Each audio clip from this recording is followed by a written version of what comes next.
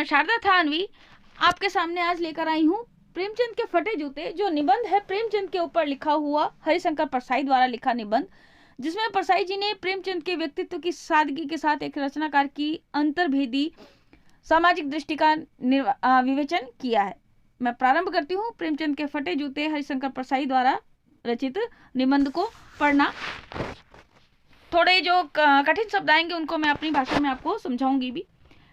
प्रेमचंद का एक चित्र मेरे सामने है। पत्नी के साथ फोटो खिंचा रहे हैं। सिर पर किसी मोटे कपड़े की टोपी, कुर्ता और धोती पहने हैं। कनपट्टी चिपकी है। गालों की हड्डियां उभर आई हैं, पर घनी मूछें चेहरे को भरा भरा बतलाती हैं। पांवों में कैनवस के जूते हैं, जिनके बंद बेतरतीब बंधे हैं। मतलब बेतरतीब ऐसी कोई तरीका नहीं है बांधने का, वैसे बंधे हुए हैं। लापरवाही से उपयोग करने पर बंद के सिरों पर की लोहे की पतरी निकल जाती है और छेदों में बंद डालने में परेशानी होती है। तब बंद कैसे भी कस लिए जाते हैं। दाहिने पांव का जूता ठीक है, मगर बाएं जूते में छेद बड़ा सा हो गया है, जिसमें से उंगली बाहर निकल आई है। मेरी दृष्टि इस जूते पर अटक गई। सोचता हूँ, किसकी दृष्टि? जो खींचने वाला फोटोग्राफर है उसकी। सोचता हूँ, फोटो खिंचाने की अगर यह पोशाक है तो पहनने की कैसी होगी? नहीं, इस आदमी की अलग अलग पोशाकें नहीं होंगी। इसमें पोशाकें बदलने का गुण नहीं है। यह जैसा है वैसे ही फोटो में खिंच जाता है। मैं चेहरे की तरफ देखता हूँ। क्या तुम्हें मालूम है मेरे साहित्यिक पुरखे कि तुम्हारा जूता फट गया है और उंगली बाहर दिख रही है? क्या तुम्हें इसका जरा भी एहसास नहीं है? जरा लज्जा, संकोच या झेप नहीं है? क्या तुम इतना भी नहीं जानते कि धोती को थोड़ा नीचे खींच लेने से उंगली ढक सकती है? मगर फिर भी तुम्हारे चेहरे पर बड़ी बेपरवाही, बड़ा विश्वास है। फोटोग्राफर ने जब रेडी प्लीज कहा होगा, तब परंपरा के अनुसार तुमने मुस्कान लाने की कोशिश की होगी। दर्द के गहरे कुएं के तल में कहीं पड़ी मुस्कान को धीरे धीरे खींचकर ऊपर निकाल रहे होंगे कि बीच में ही क्लिक करके फोटोग्राफर ने थैंक यू कह दिया होगा। विचित्र है, यह अधूरी मुस्कान या मुस्कान नहीं, इसमें उपहास है, व्यंग्य है। यह कैसा आदमी है जो खुद तो फटे जूते पहने फोटो खिंचा रहा है, पर किसी पर हंस भी रहा है? फोटो ही खिंचाना था तो ठीक जूते पहन लेते या ना खिंचाते। फोटो न खिंचाने से क्या बिगड़ता था? शायद पत्नी का आग्रह रहा हो और तुम अच्छा चल वही कहकर बैठ गए होंगे। मगर यह कितनी बड़ी ट्रेजेडी है कि आदमी के पास फोटो खिंचाने को भी जूता ना हो। मैं तुम्हारी यह फोटो देखते देखते तुम्हारे क्लेश को अपने भीतर महसूस करके जैसे रो पड़ना चाहता हूँ, मगर तुम्हारी आंखों का यह तीखा दर्द भरा व्यंग्य मुझे एकदम रोक देता है। तुम फोटो का महत्व नहीं समझते। समझते होते तो किसी से फोटो खिंचाने के लिए जूते मांग लेते। लोग तो मांगे के कोट से वर दिखाई देते हैं और मांगे की मोटर से बारात निकालते हैं। यानी कि मांग करके ही वो कोट भी पहन लेते हैं और दूल्हा बन जाते हैं, और मोटर भी मांग लेकर के आ जाते हैं और बारात भी निकाल देते हैं। फोटो खिंचाने के लिए तो बीवी तक मांग ली जाती है, तुमसे जूते ही नहीं मांगते बनता। तुम फोटो का महत्व नहीं जानते। लोग तो इत्र चुपड़ कर फोटो खिंचाते हैं जिससे फोटो में खुशबू आ जाए। गंदे से गंदे आदमी की फोटो भी खुशबू देती है। टोपी 8 आने में मिल जाती है और जूते उस जमाने में भी 5 रुपए से कम में क्या मिलते होंगे। जूता हमेशा टोपी से कीमती रहा है। अब तो जूते की कीमत और बढ़ गई है और एक जूते पर 2500 टोपियां निछावर होती हैं।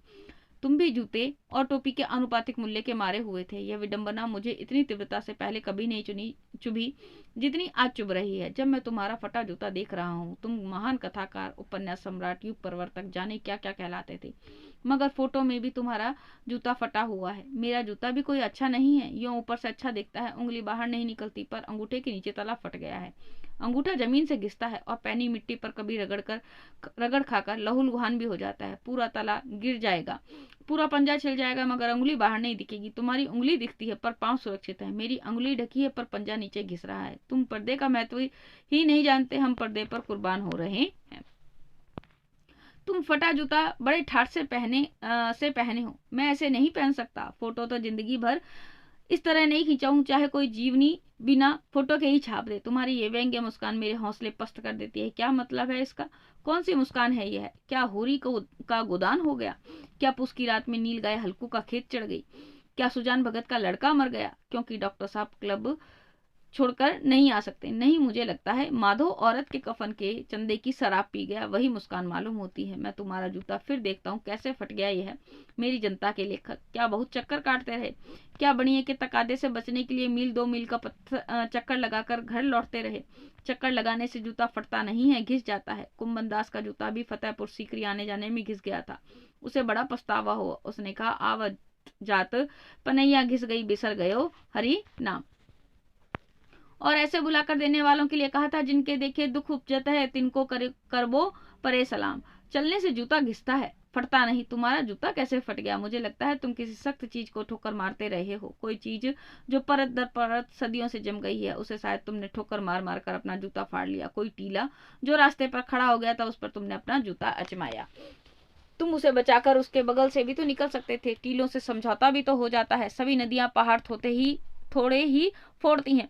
कोई रास्ता बदल कर घूम कर भी तो चली जाती हैं। तुम समझौता कर नहीं सके। क्या तुम्हारी भी वही कमजोरी थी जो होरी को ले डूबी? वही नेम धर्म वाली कमजोरी?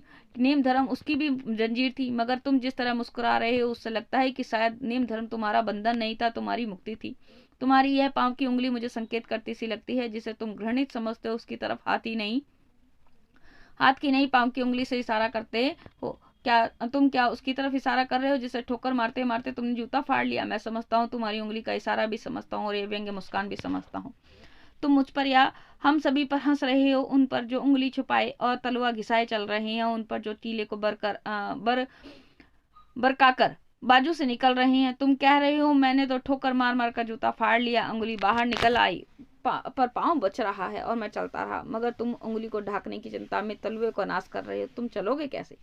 मैं समझता हूँ, मैं तुम्हारे फटे जूते की बात समझता हूँ, उंगली का इशारा समझता हूँ, तुम्हारी व्यंग्य मुस्कान समझता हूँ। ये हमने पढ़ा है आज हरिशंकर परसाई द्वारा लिखा प्रेमचंद के ऊपर निबंध प्रेमचंद के फटे जूते।